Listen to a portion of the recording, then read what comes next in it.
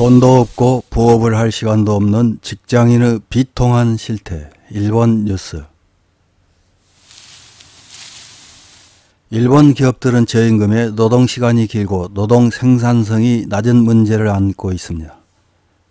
저임금과 낮은 노동 생산성은 G7 가운데 최악이며 OECD 회원국 중에서도 평균에 미치지 못하는 수준입니다. 물론 우리나라도 크게 다르지 않은 문제이기도 합니다. 이에 수년 전 정교 세력의 지원을 받으면서 정치를 하다 총 맞아 죽은 아베 신조 수상은 근로방식 개혁을 국가적 전략 목표로 들고 나왔습니다. 근로방식 개혁은 초과근무를 지양하고 워라밸을 개선해 노동자들의 능력을 더 효율적으로 활용한다는 내용입니다. 저출산 고령화에 따른 노동인구 감소로 경제 성장을 위한 일본의 마지막 희망은 노동 생산성을 높이는 데 있습니다. 하지만 걸림돌은 희생과 노력을 강요하는 노동문화이며 일본 사회에 뿌리 깊게 자리 잡은 이 관행을 한순간에 바꾸는 것은 쉽지 않습니다. 또 무급 초과근무 등 노동법 위반이 만연해도 처벌하는 사례는 거의 없어 많은 노동자들은 근로방식 개혁에 큰 기대를 하지 않습니다. 일본 정부뿐만 아니라 언론에서도 저임금 문제를 다룰 때 부족한 수입을 부업으로 충당하라는 권장을 합니다.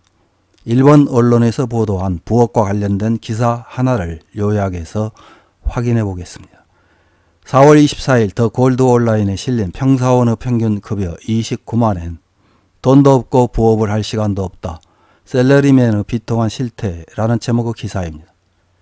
후생노동성 2023년 임금구조 기본조사에 의하면 일본 평사원의 평균 급여는 29만 1,100엔이며 실수령액은 약 23만엔이다. 노후는 2천만엔이 필요하다. 여유가 있는 생활은 3,500만엔이 없으면 등의 말을 듣는 가운데 착실하게 저축하기 위해 월 23만엔이라는 금액은 너무 적다.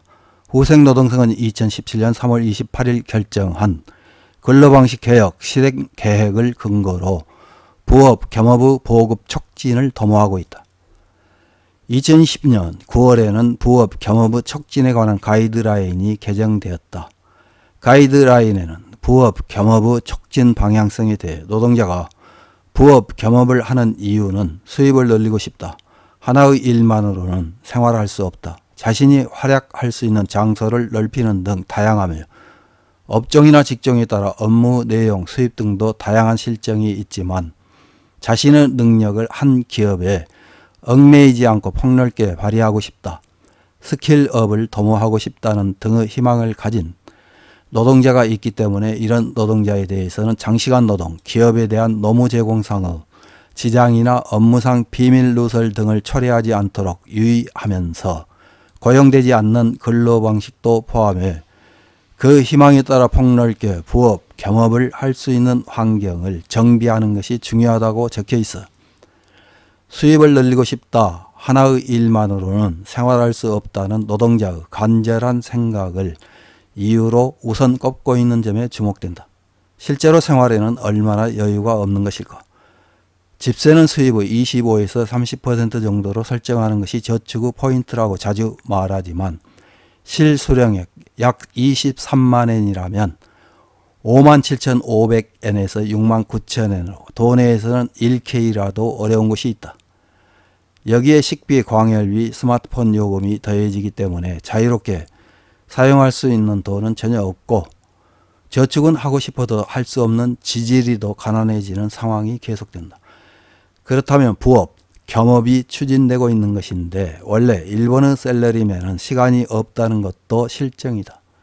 일한 만큼 벌이가 늘면 좋겠지만 대기업이 아니면 아직도 서비스 산업과 같은 풍습은 뿌리 깊다.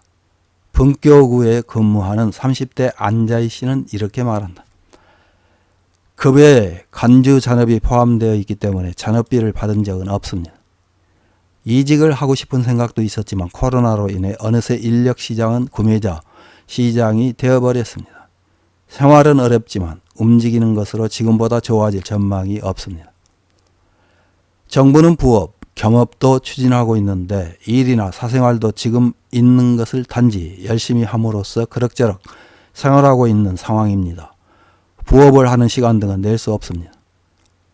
틈틈이 해서 성공하는 것도 아니고 원래 우리 회사가 부업을 인정하고 있는지도 모릅니다.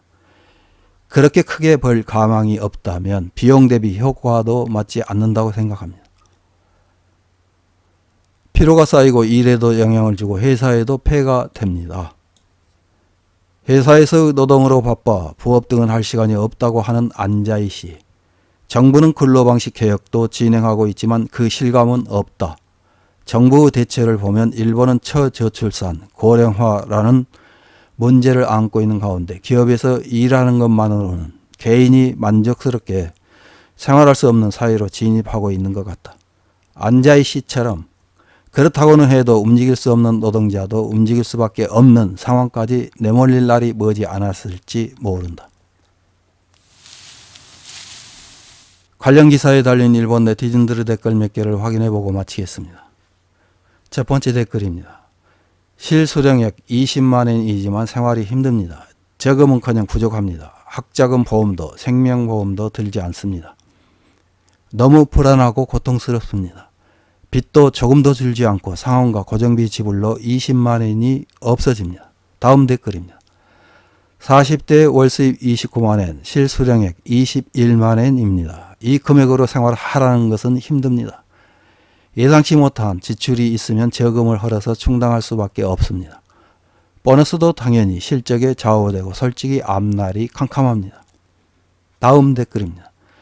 평사원에 한정한 것은 아니지만 매월 떼이는 금액이 조금씩 늘어나고 있는 것이 곤란하다. 세금, 보험료, 연금이 계속 증가하고 있기 때문이다. 전체 액면과 실수령액을 비교하면 한숨밖에 나오지 않는다. 다음 댓글입니다. 소득이 적다. 투자나 저금을 할 수 없다. 결혼을 할 수 없다. 저출산이 가속화된다. 경제가 쇠퇴하는 근본 원인인 소득의 저금을 어떻게든 하지 않으면 앞으로 일본은 필리핀처럼 돈벌이 노동자의 나라가 될 것입니다. 급여의 디플레이션을 정말 어떻게 해주세요. 자민당 세습 의원들에게는 서민들의 이런 목소리는 전혀 들리지 않겠지요. 다음 댓글입니다. 근로방식 개혁으로 잔업을 하지 않아도 되기 때문에 여유가 있을 것입니다. 부업에서 벌어주세요. 시간이 없다는 것은 변명입니다. 이상입니다.